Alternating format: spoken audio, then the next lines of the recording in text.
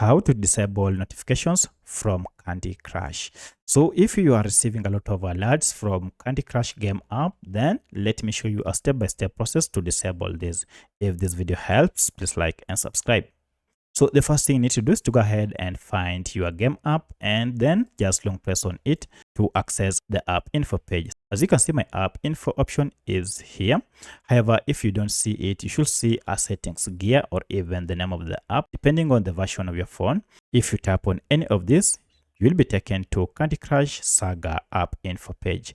At this point, go to permissions section, and under permissions, head to notifications.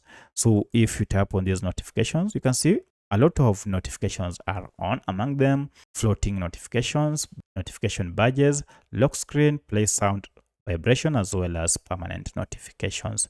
With this on, you will always receive notifications and updates whenever they are available. However, if you no longer need this, you just want to play silently, then go ahead and toggle off show notifications.